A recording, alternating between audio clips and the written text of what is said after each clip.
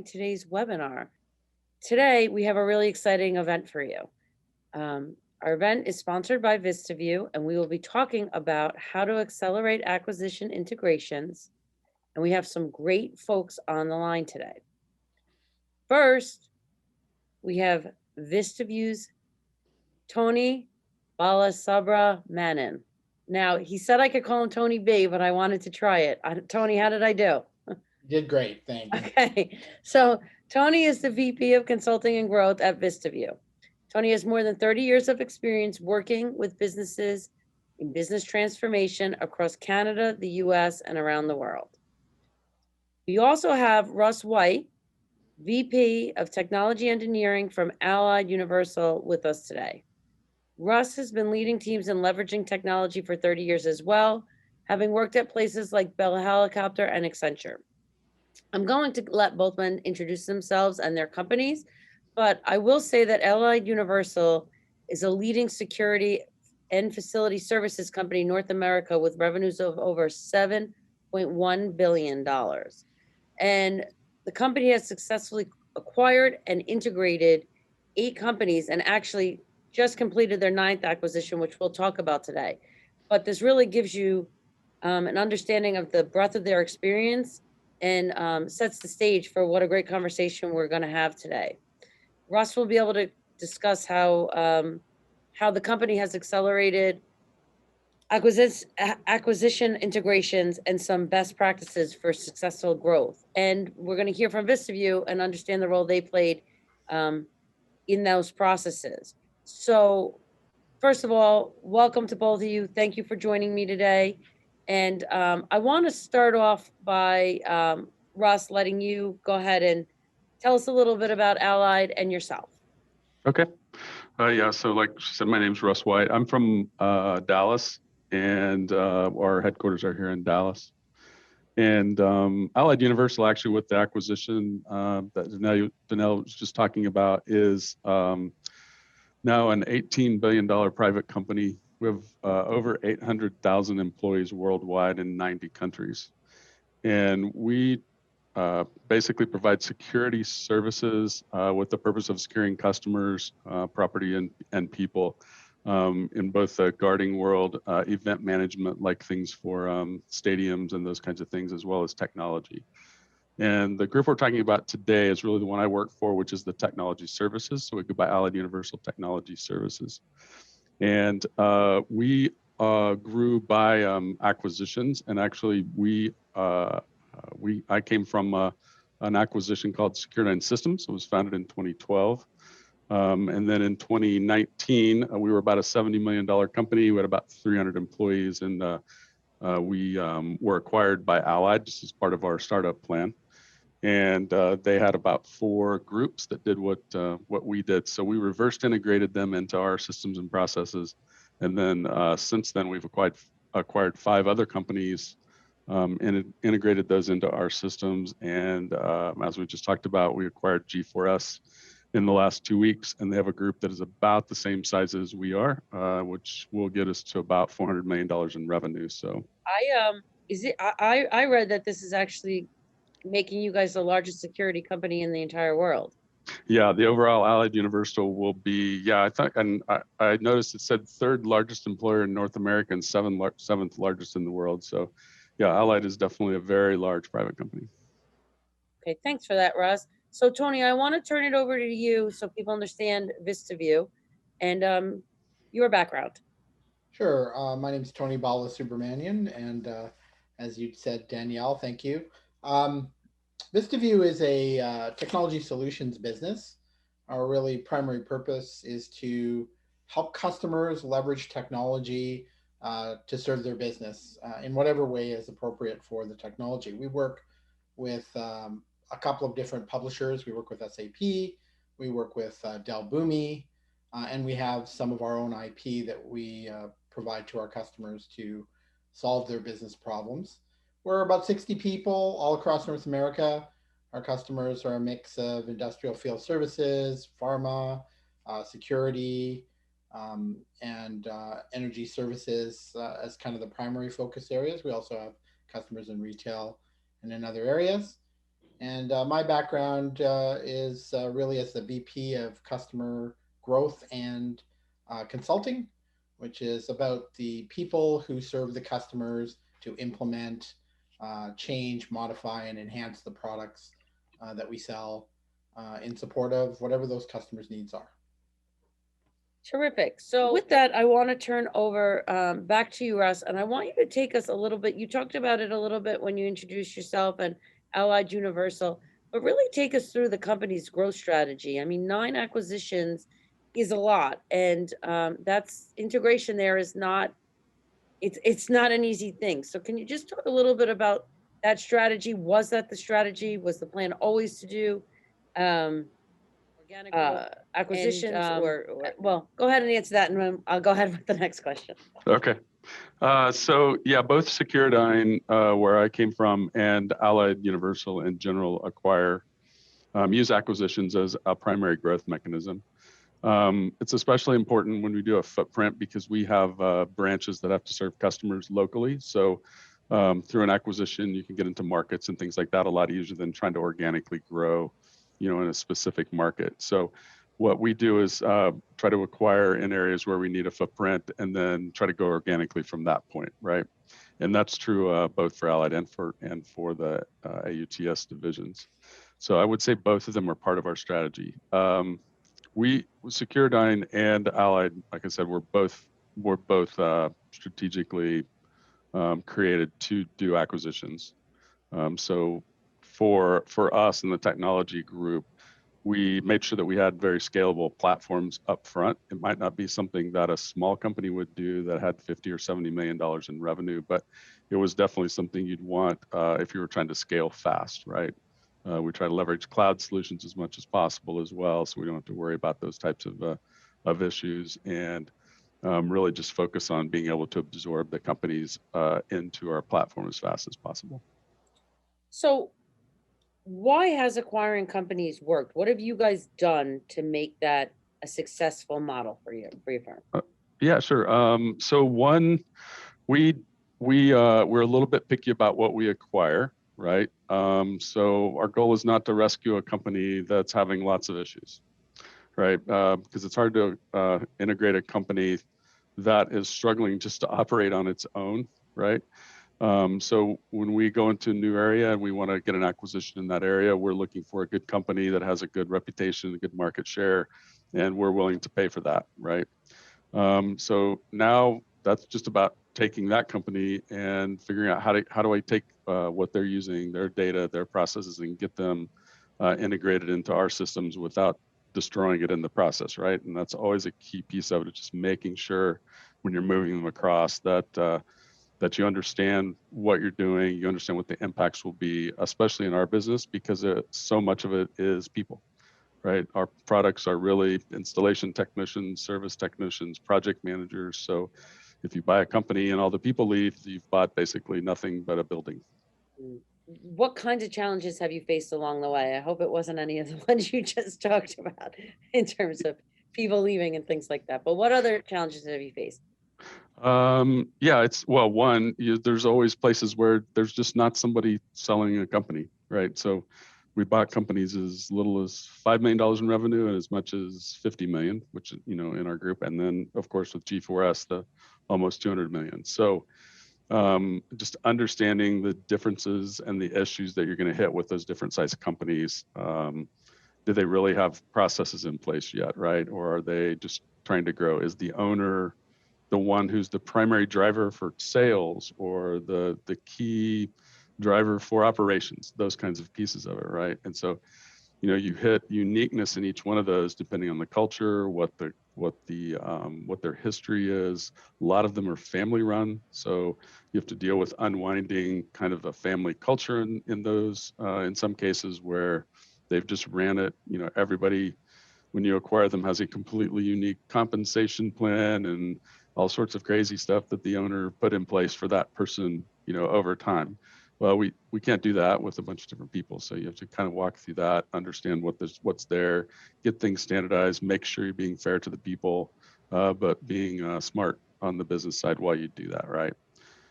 Either one of those, if you lean too far the other way, you get unsustainable financial model, or the other way, you start treating people like widgets and they leave, as they should. Yeah.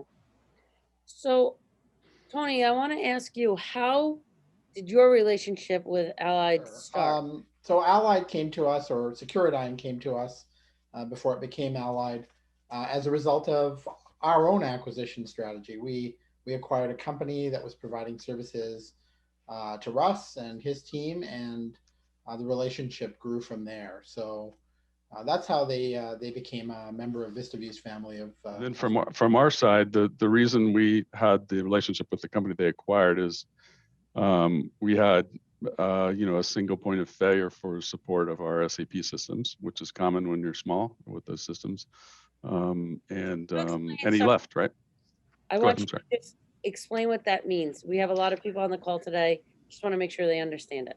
Yeah, so basically we had one individual who supported the system for everybody, right? And although efficient and all the money we had at the point in time, when that person decides to leave for more money or to do something else, then you have no one to support it, right? And these skills are sometimes hard to find. They take a while to get. So even in the Dallas market, which is fairly large, we were struggling to find the people we needed. So we were working with this company already with some programming and other things, and we said, hey, can you also kind of run our systems for us? So that kind of established an ongoing relationship and moved it beyond just a point, solution buy for consulting and programming type services. So when was that? 2015 probably. Okay, so that's, so we're looking at 6 years from now, 6 years ago. How has that relationship sort of transformed? You're beyond that single point, right, Russ? How are you using VistaVu today?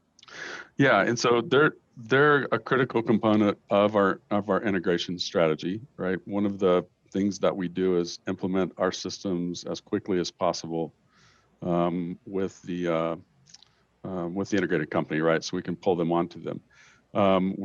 I don't have a large staff on the business application side to do that. So I leverage Tony's team to get all our data pulled out of the systems, to figure out how to get that into the right formats and get that all converted into SAP in a pretty short timeline. So we've worked through processes of how to do that, how to make things more efficient, how to try to get data cleaned up, because that's always a big issue, and just what's the best way to do that. In addition to understanding, okay, a $5 million company's data is very different from a $200 million company's data. So we have to make processes that are flexible enough to be able to kind of go up and down that scale, right?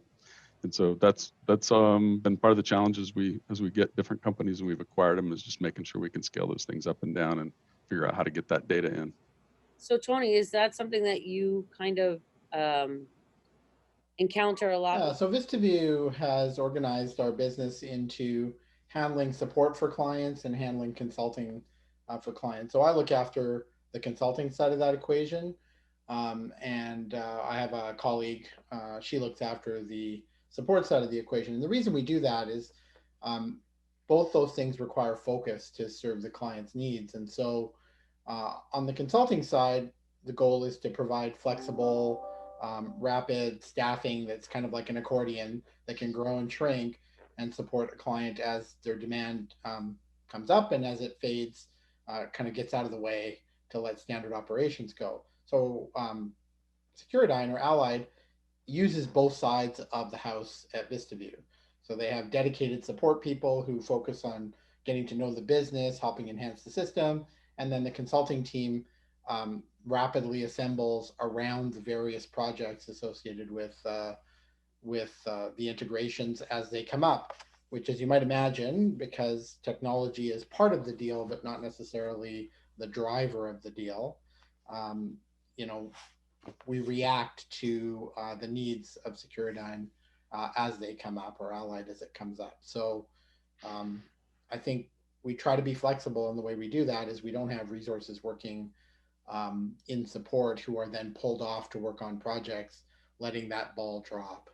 So I would say, Tony, too, we work together up front to figure out, okay, how do we because we have to have estimates and dollars and make sure we're not exceeding budgets that we have in our acquisitions too. So we work on some upfront models to, there's a set of data and counts and some other things that that I can get upfront as much as possible and give that to Tony's team so they can figure out, okay, this is the effort we think we're going to need for that.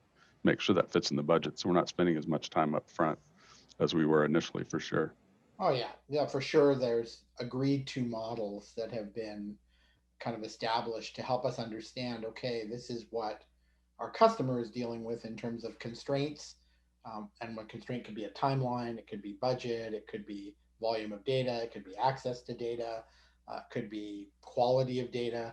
All of those things form kind of the set of constraints that we work with to allow us to plan the execution, and then we work through the issues on an almost a daily basis as we conquer each one of the acquisitions. Questions, but I did see a few questions actually coming in from the audience already. So one of them was, do you have a dedicated integration team?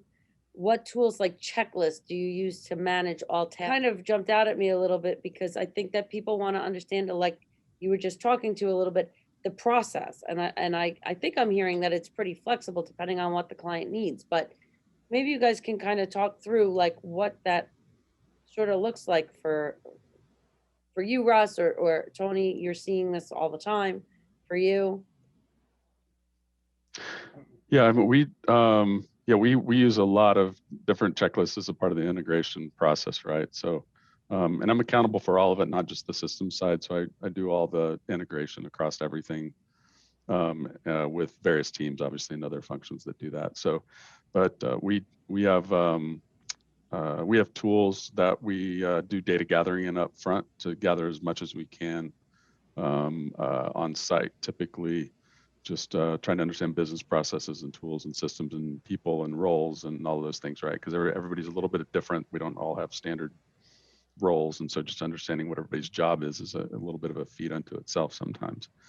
So we use checklists a lot to help with that, and that help us make sure we're talking through everything we need to, so we don't have to come back and gather more data and those kinds of things, and make sure we're getting all the documents and things that we have to do from an acquisition perspective too, for financial or legal purposes. Yeah, on the VistaVu side, the fact that there's a standardized strategy of what Securidyne AUTS is bringing their customer into, the new acquisitions into, and we are experts in the tools that they're bringing those customers and that customer data into, for the most part, not everything, but certainly on the SAP side. The model of what needs to be in the new system, that checklist, if you will, exists, and the investment that's been made in us by ATS in our people has brought some people up as experts in that space as well. And so between those two things, we are we balance the planning process to use those tools to meet that demand. And I think, Russ, it's fair to say that you guys use us as experts in the system, because as you do new acquisitions and there's new products and services associated with those companies that you're buying, we're making changes to those core systems for you to accommodate those needs, right? So it's a very iterative process, but I would say there's not rules, but there's clear guideposts around how we're kind of operating through each of the acquisitions. There's a sort of standards and things that we do. So I think we have lists on both sides, and then we have a lot of communication. Yeah, we do. I would add two more questions that have come in. What are the top surprises that seem to reoccur in each acquisition that arise when you start your integration? So that's, I think, a good question. Yeah, then that's always one. We always call those risks, right? So we have pretty good due diligence process. We have an acquisition team because we're able to leverage the broader acquisition team from Allied, right? So Allied does a lot of acquisitions on the guarding side a year, many. So that team is really good about getting proper due diligence done. The surprises that we tend to hit, especially when getting kind of the companies that are a little bit bigger, are sometimes they are working kind of in adjacent industries or groups, right? It's a smaller part of their business, but yet something they do, like telecommunications types of activities where they're pulling networks, right? Because we basically pull, low voltage cables for security systems and video systems. And the LAN networks are the same thing. So they'll have groups that do that. Well, that's a little bit of a different business. The customers are slightly different. The estimating processes are different. So we hit those sometimes and have to go, okay, wait, we have to take a step back. We have to figure out what's different about it. What do I need to change in the systems? It's a kind of a discussion back with Tony and his team on, okay, these processes are a little different here. So we're going to have to design some processes and we need some changes to the systems in this area, right? And so those are some of the key surprises. There's just always a lot of surprises, like I mentioned earlier, around the people, the compensation, how things are done there. But those are probably the two areas I say that are probably the biggest ones that as we after we close and we start discovering things. Yeah, and for us, I don't know that there's a lot of surprises. I mean, what it never ceases to amaze me that businesses, just generally speaking, businesses, and particularly this business, um, such similar businesses have so many different services that they offer to their customers. So the diversity within the context of a security business, there should be a limit to that. But as Russ says, there's variability, there's tangential services that the different businesses they acquire are are providing to their customer bases. So it's really about being ready to adapt the system to meet the needs of the customer while trying to integrate that customer data. The other thing I'd say is that you know it be careful of ever underestimating the impact on quality data or of data that does not have sufficient quality, um, and how complex it makes it to do the integration. There was a question on the list, Danielle, about due diligence. So I would say we're involved in the due diligence with the respect of the conversations that we have with Russ and his team as they're approaching a new acquisition. And the models that we talked about earlier are shared not only between VistaVu and Allied, but also between uh, Russ and the teams that are doing the acquisition. So there's a lot of clarity around volume of work coming in that needs to be integrated into the system. But we only play a part of the whole overall integration. A large part of that integration is the people aspect, and that's with Russ and his team. So we do have a lot of questions coming in fast and furious, but I want to get back to some of the things that um, we'll get back to more questions in a minute.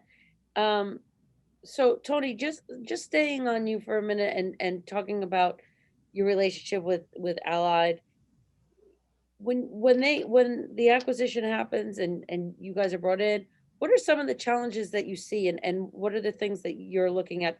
How do you solve for them? Yeah, I think for us, again, we're mostly working with, the diversity of the systems and technology. So, what is new that needs to be created to be able to accommodate this particular acquisition that Allied has chosen to make, right? Like we're not in the decision process; we're recipients of the work to say, "Hey, we need your help with this."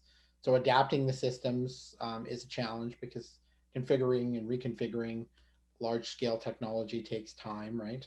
Um, Getting the right people in the room to move the data over, working with technologies and enhancing the process as we go from acquisition to acquisition.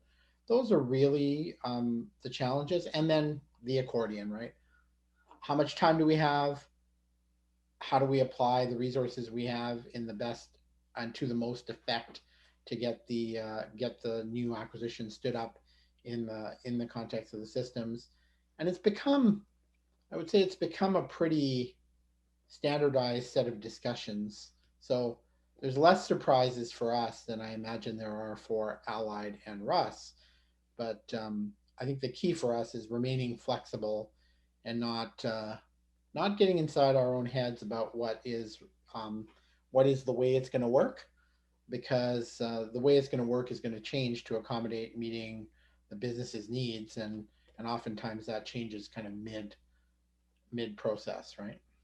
I want to let Russ just answer that, but I want to get it just a quick thing, Tony.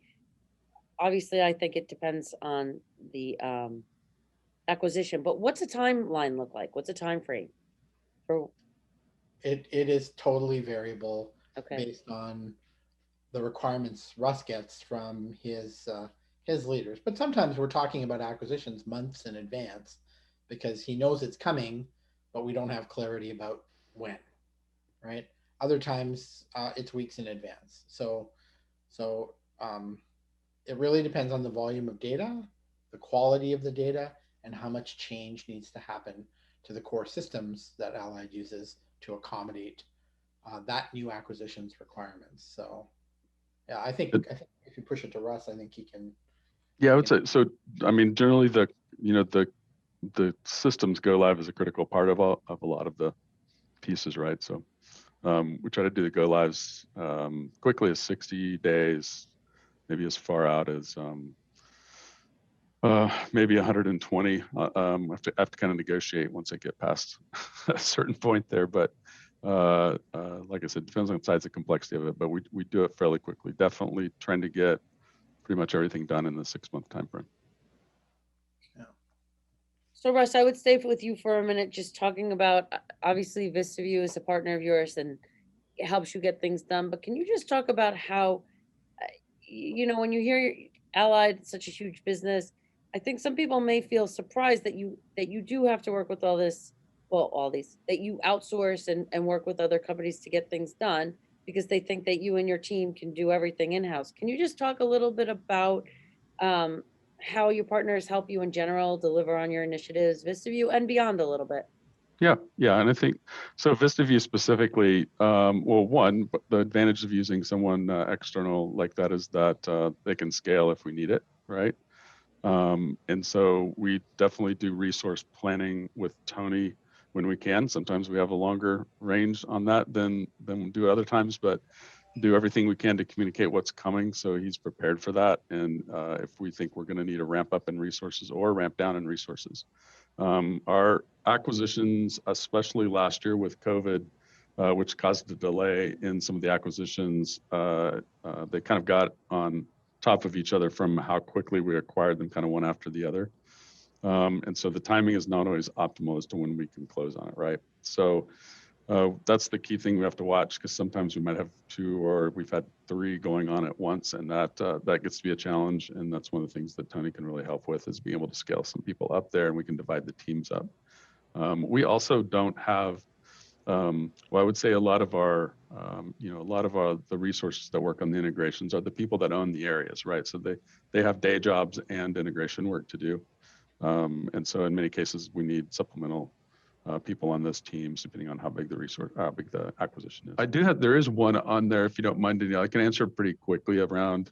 Sure. There was a question around, do the acquired companies maintain their identities or not?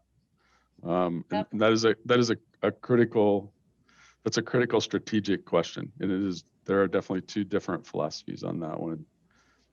And we do rebrand the companies that we buy, as does the guarding side, into Allied Universal Technology Services. And it gives us all the same, it's a lot easier to manage systems and tools, especially if you're trying to get them all pulled into the same system sets, right? So that makes that a lot easier. And then you're operating in the same manner, and you're promoting one brand, right? The disadvantages is sometimes, because we buy the good companies in the areas, right? Sometimes they have brand recognition in that local market, and you're walking away from that in reality. But it's a strategic decision. You got to go one way or the other. And with the number of acquisitions we'd have a debris trail of names and labels and stuff if we didn't do some rebranding there. Mm-hmm. Just to pick up the resourcing discussion, I mean, at VistaVu, we have our people, and at the beginning I said we're about 60 people, but we also have a network of firms that also do SAP by design, and work in the same tools and technologies that we do, that we can draw on. We're a member of many partnerships. So Can, regardless of how much volume there is always a way to expand to be able to support the drivers coming from our customers. Tony, I think it would be helpful if you just explain to the audience what that means, SAP by design. Some people might not understand what you're Sure. talking about there. SAP has multiple products that they offer in the marketplace. They offer a small business product called SAP Business One. So SAP Business One is an ERP. It's largely a combination of on-premise and cloud technologies. SAP by Design, which is SAP's 100% cloud offering. So by that we mean operated by and in data centers by SAP in support of their customers. And then they have enterprise SAP, which many people have heard of or think about when they think about SAP as a product. And enterprise SAP also comes in multiple flavors. It comes in an on-premise flavor, which is being phased out. It comes in a cloud version, which is being driven, or a hosted version, which is being driven today. And so we today, or for Allied, we use the by design 100% cloud solution, a solution that Allied picked to suit their needs, for a variety of reasons. I'm sure Russ can talk about them, and that scales quite large, but doesn't come with some of the carrying costs associated with enterprise SAP. So it's a bit more suited for mid-market to whether it's global mid-market customers or North American mid-market customers. It's well suited to support high growth businesses. So that's the space that we work in. Allied also uses some other tools of ours around integration and getting data in and out of SAP by design. As I said before, we partner with Boomi, and so that's an integration or a middleware tool that allows us to work with the data a little differently for some of the work. Russ, any comments on that? Nope, I think covered it.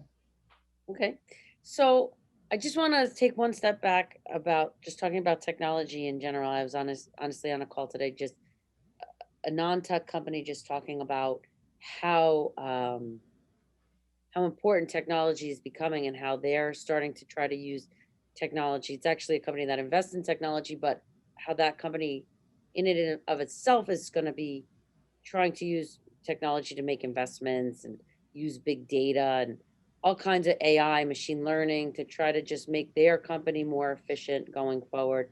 I know this is a little bit off of what we talked about, but could you guys both just kind of comment or give us your thoughts on the technology industry in general, on how important you think it is going forward? What kinds of technologies people are really going to be using to make their companies grow better, work better, be more efficient? What kinds of Yeah, things you're thinking about in that way? yes, I think especially for us, because what we do is actually, if you really look at it, is install systems. So the physical security systems, the video systems, access control systems that we have are systems underneath them, right? And there's a lot of physical components to it, where if you badge in, there's a reader on a door that has to open it for you, or a camera that has to be mounted. And so, but in the back end of all of that is a cloud or an on-premise solution, and boards and other things that are at site there. So our industry and those products are evolving into the world where these devices are starting to communicate back out their statuses, where they at. There's software we can do on it, and some of it's in the IT world already, but hadn't been applied to physical security, and some of it's leaning forward into that. So what we're seeing is the systems that we're installing and in many cases helping to maintain are now starting to merge with the ERP applications and like our servicing systems, right? Where we really need the systems that we installed to start to talk to our service management systems to say, hey, these cameras are down, or this reader is not working like it should. And that's going to continue to evolve more and get more AI platforms into it, but it's starting to integrate the products and the internal business processes together more, right? And that's happened in other industries in different ways, but for us, that's kind of the piece that's happening now, and so that pushes what you might think is a back office system more into the front customer interaction piece, right? So that's kind of the steps that we're starting to see now, and how that's starting to change things. Yeah. So on my side, Danielle, I think that business is important and the business problems are really important. And we sometimes on the technology side lose sight of that because the technology is really interesting. And so all too often AI and machine learning get tossed around as solutions, but they're not really solutions to define problems. And so I think where technology plays a really important role is assisting in the solution of a problem. So one of the ways VistaVu works with customers who want to look at adopting new technology is we work with them around incubating different kinds of technologies. So technologies that help customers measure and read and monitor, but to solve a business problem that says, I want to change my revenue model. And because I want to change my revenue model, I'm going to we're going to spend some time looking at and investing in how machine learning can help us understand how we can make more money as a result of applying this technology to the problem of, I don't know, our products are being used more than we understand, and we want to bill for that use. And today we can't because the product is invisible to us once it's on the floor at our customer's office. So I think the thing we have to focus on with new technologies is there a real business problem that exists? And does that real business problem, could it be solved by using some part or all of a current set of technologies to resolve the problem? I think that's an important element of a lot of the buzz in technology that sometimes gets left behind. Um, and and I think defining that problem before you start trying to attack it with technology is important. And I'll say that in the context of applying these technologies. That doesn't mean that there isn't a place where you're experimenting, maybe separate from the day to day of your organization, to understand what is possible. And I think those two things are important. We run an incubator to experiment, and then we have projects and proof of concepts with clients to see if it'll solve a problem. And I think separating those two things is important and really rooting any decisions about technology and what is the business problem you're trying to solve and how are we going to apply the technology in a way to solve that business problem. Technology promises a lot. Sometimes if you don't have a defined or a well-defined problem, you're uh, you're kind of fishing with dynamite and it just makes a mess. So Yeah, that makes a lot of sense. I do want to get to some of these other questions. I just have two more questions for you guys right now. Um, so going forward, do you guys have any feeling about what's next for your relationship? I mean, it seems like you guys are already pretty integrated with each other and working together pretty regularly, but is there anything that pushes you guys further, deeper? well, I mean, Allied is growing rapidly, and Russ talked about this acquisition that was recently announced. It's a huge acquisition, and quite honestly, the conversations about that have started well in advance of the announcement. Not a lot of detail, but a lot of discussions about strategy around defining the problem sets, around making sure we understand what new technologies might come to play. And so this work will take us more deeply into the nature of the relationship. We're kind of an outsourcer for us. We're an outtasker. We're a source of labor, but we've been spending time doing some thinking together this time, which I think is rewarding for us. It's an investment in VistaVu, and the relationship that Russ is making, and we're really happy about that. We're excited to be part of the planning process so far in advance. So I think that will take us deeper into the relationship, and it may take us to places where we're applying some new technologies that we have in our toolkit, or that our partners have in their toolkits that can be used to solve whatever new problems this acquisition brings to the table. So, and then moving forward, I know there's other parts of our business. Russ has a dedicated advisor that works with him on a day-to-day basis around the management of our relationship, and she is working with him and the publisher to make sure that the systems from the publisher's perspective are standing at a level that will not let the business down, right? So the relationship is naturally getting deeper around this business problem, which is I'm about to double in size. Are we ready? Right? Yeah. Yeah, that's the key thing I was going to bring up too, Tony. I think we started working back with SAP together to make sure we understand how things scale, because it's cloud. So, you add more processors or memory or whatever, right? But how's this going to work if I'm going from 70 to $400 million in revenue? Where's this break, right? And it's not just the systems. It's, well, we defined a certain process too, right?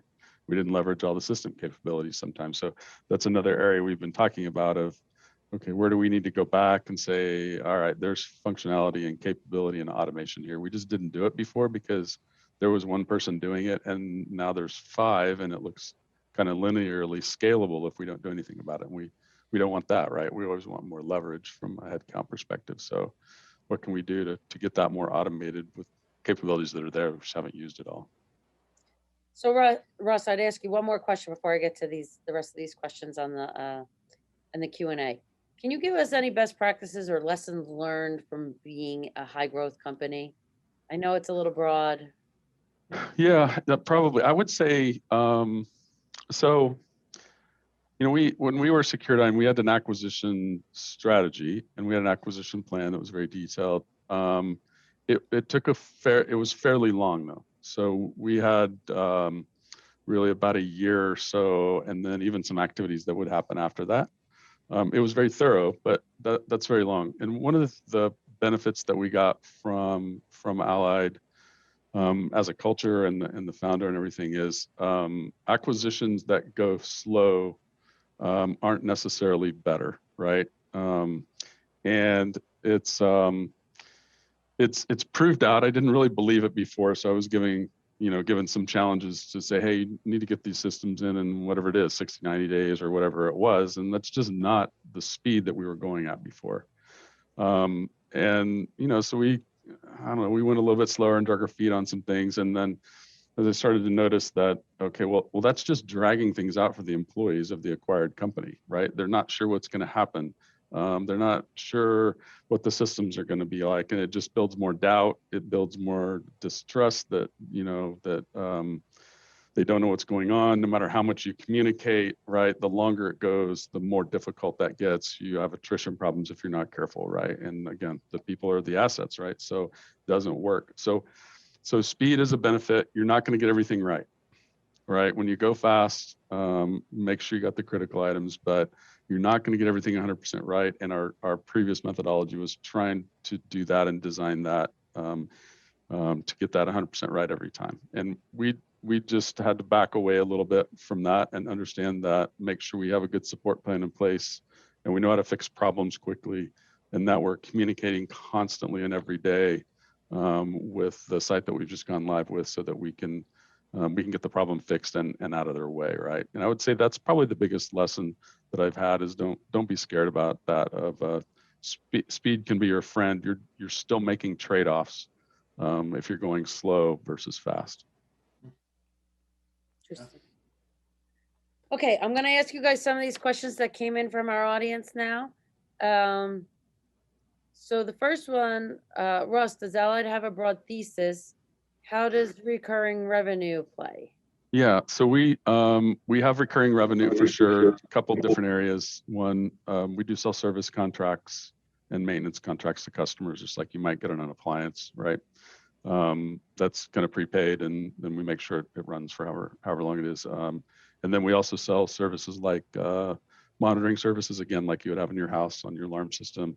There are also access control systems that are cloud hosted. So recurring revenue is very important. It's highly valued by the marketplace as well from a from a valuation perspective. So it's definitely part of what we do, and we try to get as much as we can.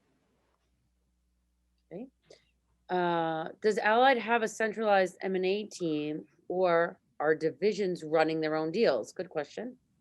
Yeah, and I noticed there's kind of one down below that relates that one to Danielle around how do you make sure the integration team and the company management team work together. So this is probably I don't know, trite maybe, but our teams are combined teams between corporate and divisions. So some of the things that we do are done at the corporate level, like employee benefits, right? But some of them are solely in the division, like the operations components, because there's nothing that looks like that on the guarding side, right? So we work together as one team. So we have defined teams, we have defined leaders. Some of them are on the corporate side, some of them are on the division side, and we just make it work. We get used to working with each other on it. We know strengths and weaknesses, and I would say we kind of ignore the badges on the team as far as who works for who, and we just make it work. The culture at Allied is really good about that. Move fast, work together, get it done, work as a team. So that helps a lot as well. We keep the politics to a minimum. So, and then I think that kind of the centralized M&A team is we have an acquisition team that does kind of the front end pieces, that has the merger and acquisitions and the relationships external with accountants and such that's needed there. We do help with the due diligence component of that. And we definitely help with identifying companies and those kinds of things, right? But they have the expertise in kind of in the pre-close, and we just kind of, we just kind of roll that together. We support them when they need it, and after the acquisitions are closed, they support us when we need them from an integration perspective. Great. So this next question, I think, Tony, this might go to what you were talking about. You guys can probably both answer this if you get ahead of the process a little bit. How much of the plans created before an acquisition become obsolete or irrelevant after the deal is consummated? And how do you deal with those different periods of time? So that's, I think, a good question for both of you. Or you can spend all this time planning. It doesn't go that way. Yeah. So, I think I used words like flexible, scalable. We talk about those things when it comes to systems. Plans are systems. They're just a system of things that you're going to do in a particular order to accomplish a goal, right? So, I mean, the best laid plans.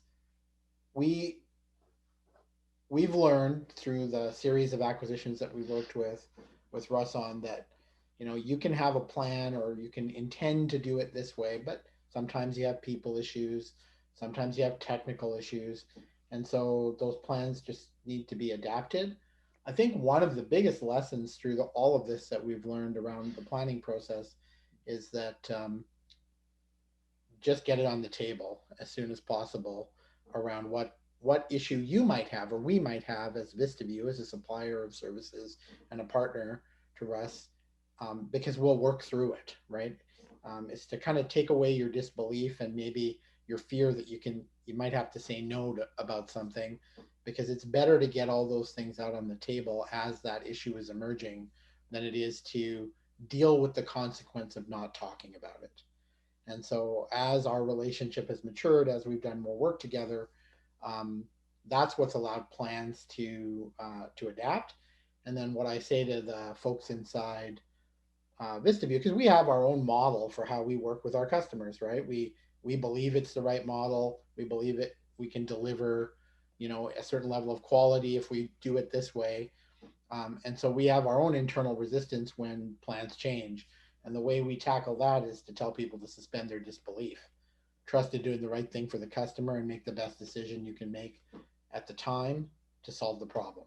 So that's how we apply our business, which is people, helping people at the customer side to solving problems. And that's what we do. But the thing I learned is keep the plan appropriate. or at an appropriate level for the task. Yeah. So this has just been something over time as a PM forever that, you know, my little engineer in my head wants to make a highly detailed plan with day-by-day steps and things like that. And that becomes one, overwhelming to business folks who don't do this every day. But it also becomes obsolete more quickly and is much more hard to adapt to. So just, you know, you have to make sure that the plan is appropriate for the size of the task in front of you. And, you know, the example I would use too is I took over the integration. The guy before me was a very detailed person and really had an amazing skill for tracking and managing detail, but I don't. So when we come into an integration and we do this discovery we were talking about, we have a lot of detailed checklists and things that we use. But the first time I kind of drove into the company there, we put together a very detailed week 1 plan of, okay, from 7:30 to 9:30 on this day, we're going to talk about sales with these 4 people, and then 9:30 to 12. And we walked in and the close wasn't done. So we had to shift everything by 6 hours and start later. And we didn't even survive the first hour with that plan. So I tried it a second time and the same exact thing happened again. And I finally said, okay, what we need is a general plan that says, on the first morning, we're going to talk about sales and we're going to talk about purchasing. I don't know what time that's going to be at. It's just going to be in the morning, right? And we're all just going to figure it out. And you know, you start putting things on whiteboards in rooms and just allowing things to flow around. Don't get stressed out about it. You've got the checklist of things you need to do, but it's going to have to be fluid, right? People's schedules are changing while you're doing that. So, so there are definitely points where over planning doesn't help, and more detail doesn't help. And so just, I would just say, advise you on just making sure you have an appropriate level of plan for the difficulty of the task. And if you're not sure, I would yield on slightly higher levels with very clear milestones than more detail. I think a lot of these questions now we've gone through, but I'm just going to quickly run through them and see if, you know, there's anything you guys want to add. As you work through the obstacles, do you find these challenges sometimes relate to people issues? I think Rush Mostly, talked about yeah, that. they Well, do. I mean, there's regulatory issues as well, right? And data problems. And I don't know if it's even people issues. It's just people, right? I mean, anytime you have people, and like I said, these are entrepreneurial companies, so they devise different ways to keep people happy and compensated, and you have to kind of go through and standardize that. And the key thing is you just have to keep in mind that's a person with a family, right? And so you can't, if you lose track of that, you get too much of your business hat on, right? And it just becomes, how do we make the machine efficient? And so you just keep that in mind, that's what's happening, and how would that feel if that was happening to you? Good advice. The next one I think you answered in a previous question about working together efficiently. Is the integration team involved in the due diligence process?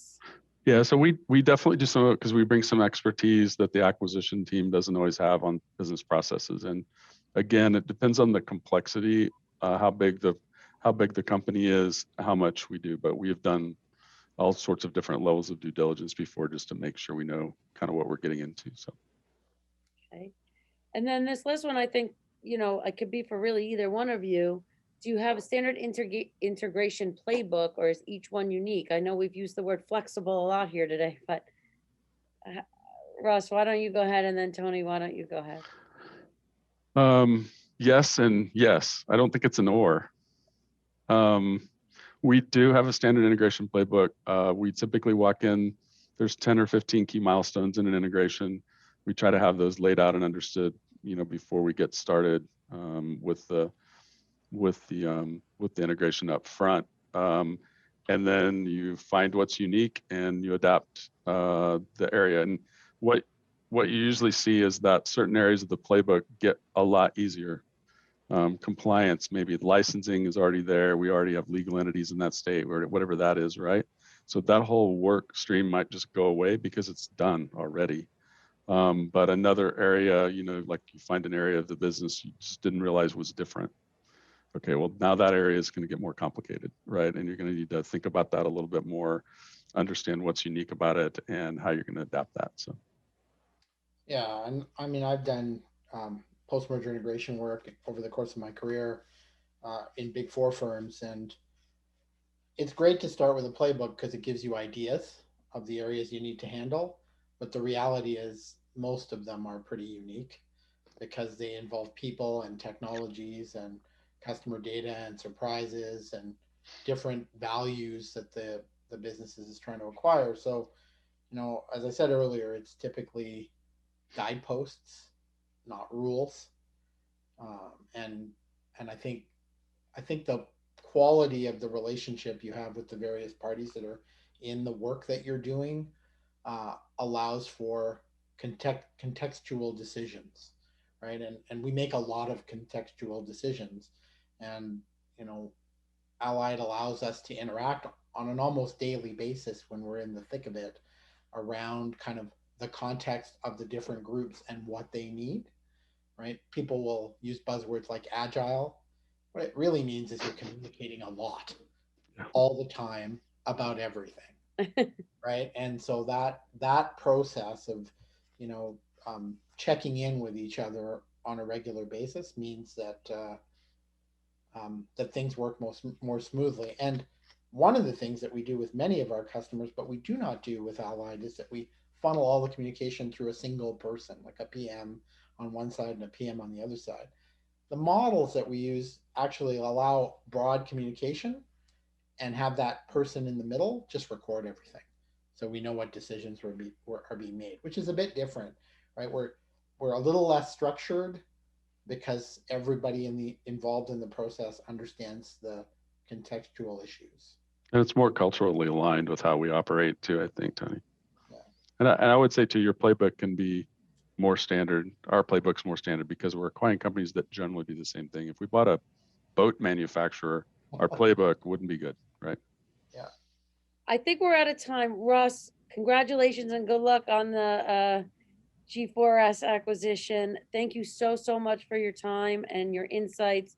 Tony, thank you and VistaVu for sponsoring today and sharing your insights on how companies can work with you and how you've worked with Allied. Have a great day, everybody, and we'll see you again soon on behalf of ACG PERT. Thank you, Danielle, for facilitating the conversation. Really appreciate it. My pleasure. Thank you.